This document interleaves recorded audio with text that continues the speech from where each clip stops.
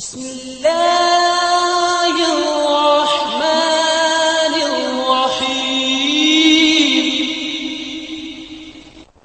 السلام علیکم ورحمۃ اللہ۔ مسائل رمضان کورس میں عید سے متعلق شرعی احکام آپ کو ذکر کیے جا رہے تھے۔ پچھلے آڈیو میں آپ کو بتایا گیا کہ عید کے دن کیا کام کرنا سنت مبارکہ ہے۔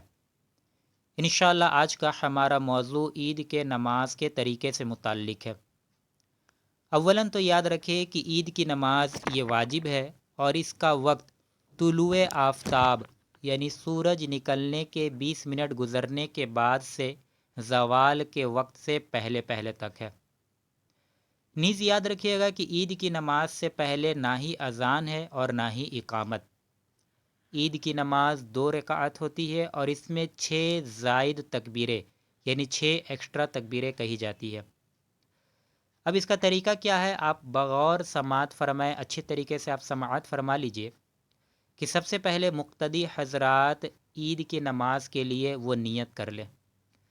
یاد رکھیں کہ نیت دل کے پختہ ارادے کو کہتے ہیں، زبان سے کہہ لینا مستحب ہے، کوئی فرض یا واجب نہیں ہے۔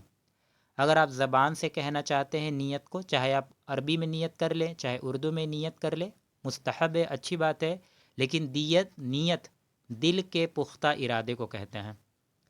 تو نیت آپ یوں کریں کہ نیت کی میں نے 2 رکعت نماز عید الفطر کی واجب 7 6 زائد تکبیروں کے، پیچھے اس امام کے واسطے اللہ تعالیٰ کے منہ میرا قبلہ شریف کی طرف، اتنی نیت کرنے کے بعد اب آپ اپنے ہاتھوں کو کانوں تک اٹھا کر اللہ اکبر کہتے ہوئے ہاتھ کو حسب معمول باندھ لیجئے۔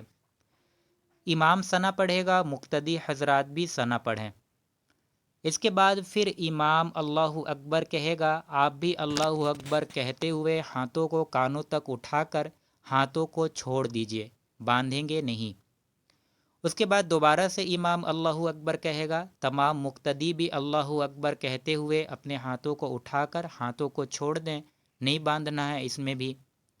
اس کے بعد تیسری مرتبہ پھر امام اللہ اکبر کہے گا، آپ نے بھی اللہ اکبر کہتے ہوئے ہاتھوں کو اٹھا کر اب اس مرتبہ ہاتھوں کو اپنے ناف کے نیچے حسب معمول باندھ لینا ہے۔ اس کے بعد امام تعوذ و تسمیہ اور سورہ فاتحہ اور کوئی بھی ایک سورت پڑھے گا۔ اس کے بعد امام تکبیر کہتے ہوئے رکوع میں چلے جائے گا، آپ کو بھی تکبیر کہتے ہوئے رکوع میں چلے جانا ہے۔ پھر رکوع کی تسبیحات کو وہاں پڑھنا ہے۔ رکوع کے بعد پھر رکوع سے سیدھا کھڑے ہو جانا ہے۔ پھر امام سجدے میں جائے گا، آپ نے بھی سجدے میں چلے جانا ہے۔ سجدہ مکمل کرنے کے بعد پھر امام تکبیر کہتے ہوئے دوسرے رکعت کے لیے کھڑے ہو جائے گا۔ دوسرے رکعت میں کھڑے ہونے کے بعد فوراً ہاتھ کو باندھ لینا ہے۔ ہاتھ باندھنے کے بعد امام پھر قرأت کرے گا، وہ سورہ فاتحہ اور ایک سورت ملائے گا۔ اس کے بعد دوبارہ امام تکبیر کہے گا، اللہ اکبر۔ آپ کو بھی تکبیر کہنا ہے، ہاتھوں کو اٹھا کر تکبیر کہہ لینا ہے اور ہاتھوں کو چھوڑ دینا ہے، ہاتھوں کو باندھنا نہیں ہے۔ پھر امام دوبارہ سے اللہ اکبر یعنی تکبیر کہے گا، ہاتھوں کو کانوں تک اٹھا کر تکبیر کہہ لینا ہے، پھر ہاتھوں کو باندھنا نہیں ہے، پھر ہاتھوں کو چھوڑ دینا ہے۔ تیسری مرتبہ پھر سے امام تکبیر کہے گا یعنی اللہ اکبر کہے گا، آپ نے بھی اللہ اکبر کہتے ہوئے ہاتھوں کو اٹھا لینا ہے اور پھر سے ہاتھوں کو چھوڑ دینا ہے۔ پھر چوتھی مرتبہ امام اللہ اکبر کہے گا، اس بار ہاتھوں کو نہیں اٹھانا ہے، اللہ اکبر کہتے ہوئے آپ براہ راست رکوع میں چلے جائیں گے اور پھر رکوع کے بعد اس طرح حسب معمول امام اپنے نماز کو مکمل کرے گا، آپ بھی اس کے مطابق نماز کو پھر مکمل کریں گے۔ پھر نماز کو مکمل کرنے کے بعد امام خطبہ دے گا۔ یاد رکھیے کہ عید کی نماز کا خطبہ یہ سنت مبارکہ ہے۔ جمعے اور عید کے خطبے میں فرق یہ ہے کہ جمعے کی نماز کا خطبہ جمعے کی نماز سے پہلے ہوتی ہے، جبکہ عید کا خطبہ عید کے نماز کے بعد ہوتی ہے اور یہ سنت کریمہ ہے۔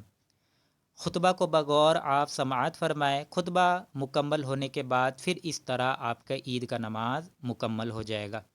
تو امید ہے آپ یہاں تک اچھے طریقے سے سمجھ گئے ہوں گے۔ اگر آپ کو سمجھ میں نہ آئے تو دوبارہ سے آپ آڈیو کو اچھے طریقے سے سمجھیں، سنیں، تو انشاءاللہ آپ کو عید کے نماز کا طریقہ سمجھ میں آ جائے گا۔